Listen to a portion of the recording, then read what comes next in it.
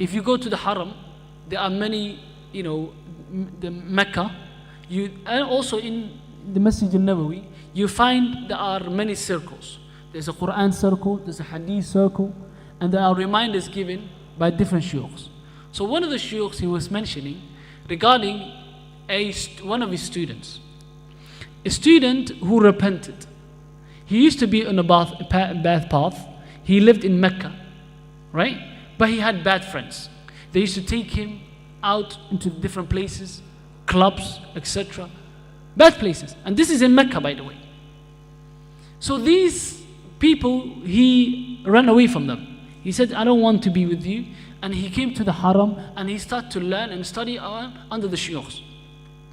Now what happened is that these friends, every now and then, they contact him. And this is why it's important. When you cut off friends, bad friends, cut them off completely.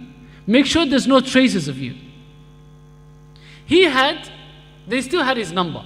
So they were trying to come to him, call him, message him, come and hang out with us. And every time he says, no, I'm busy, I have class, etc.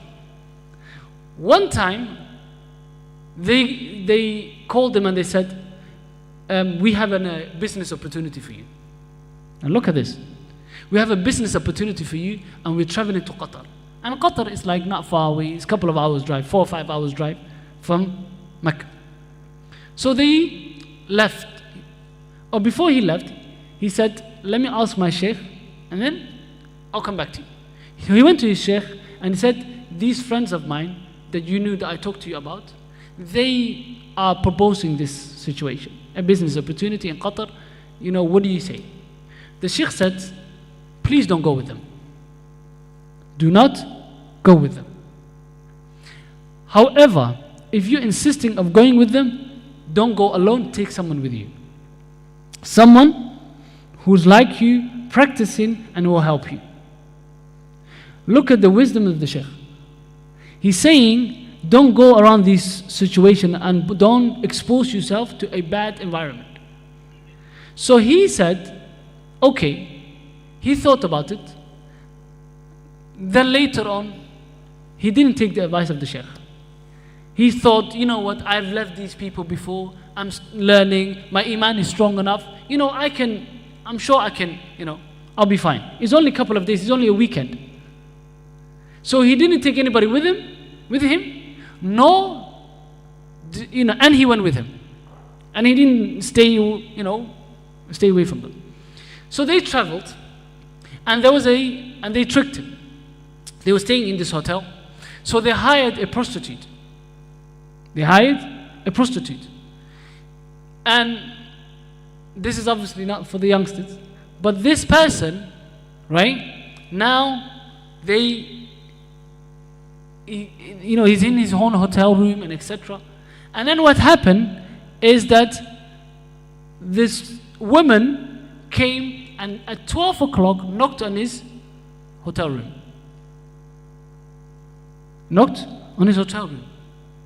And this is haqiq, this is the sheikh is narrating this story. So,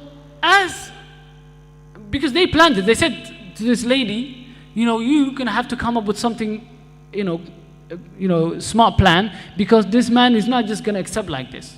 He's practicing, he's this, he's that. So this man, this woman, now she goes to him and she knocks on his door, and then she says, my husband, he brought me here and I'm destitute, I don't have nothing, I don't have no wealth, nothing. It's late night, I don't have anywhere to go, can you please help me? What would a person normally would do who would tell them, go and to the reception, maybe ask them for help, right? But no, he said, okay, come in, you take this room, I'm gonna sleep in the living room, and then tomorrow morning we'll sort out your situation. The Prophet ﷺ said, a man and a woman cannot be together alone, because the third will be shaitan. Never ever ever expose yourself to a situation where you become vulnerable. This lady, when he was sleeping, 2 a.m. she woke up and she came to him. Now, this is the time where the man is extremely weak. So this man, he committed a haram relationship. Fell into the trap. Not only that, he went to sleep at the night, and in the morning he didn't wake up for Fajr. Because when you commit haram the night before, your iman drops. And when iman drops, the first things that dissipates from you is your salah. Especially Fajr. If you cannot pray in Fajr in the morning, look at what you're doing during your days. Because that is matter of iman. Sometimes, yes, you're tired and you're exhausted, but even then, when you have strong iman and you protect your heart, Allah will help you and wake you up. But if your iman is extremely low, you won't wake up. 1 second. Almost finished, okay? Then what happened is that this man, he didn't wake up for Fajr. This lady, around Dhuhr time, she packed up her stuff, she left, and she went to these guys and she told them what happened. They came and running into the room and started jumping onto him and trying to, tell him that we got you. You know these videos that go around circles about banters, taking out and making a joke and fun out of someone, right? They wanted to do that. They come in and they trying to make fun of him. They trying to wake him up, but he's gone. He died. They turn him over. This person is dead. He committed a haram relationship. The last thing he did. He didn't pray salah. And he died within that state. You know what the Prophet ﷺ said?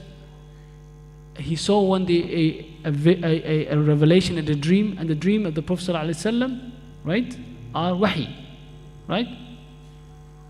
Ru'yatul anbiya, wahi. The anbiya, the dreams are wahi.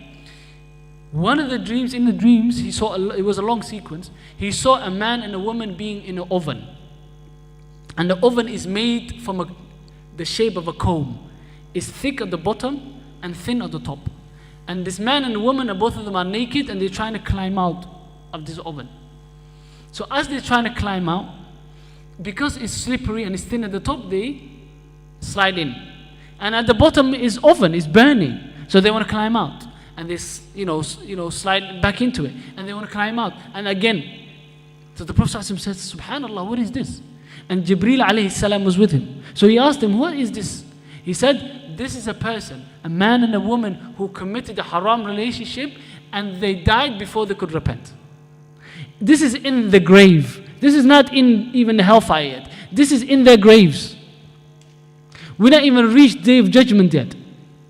These people who are being punished, you have to understand, on the day of judgment when they come out, they will say, right, when they come out from the grave, who has woken up from our sleep? Who has woken us up from our sleep? And they will respond and they will say that the messenger has spoken the truth. Allah subhanahu wa ta'ala has warned us. They will say, قالوا يا ويلنا من بعثنا من مرقدنا هذا ما وعد الرحمن وصدق المرسلون. Who has woken us from our sleep? They're being punished in the grave. And in comparison to the day of judgment, they think they will sleep. So you have to make sure that you choose your friends wisely. If this young man has taken someone with him or didn't go with him, would he have fallen into that trap? No. So what you need to make sure is never ever ever feel secure from the punishment of Allah. You never feel confident that you can stay away from haram. Always be wary. Always be fearful of committing sins. Never ever be confident in your iman. When the iman is real, then you actually run away from these situations. When you understand Allah correctly, and your understanding of Allah subhanahu wa ta'ala and the punishment of Allah, you understand it correctly, you run away from these situations, these scenarios.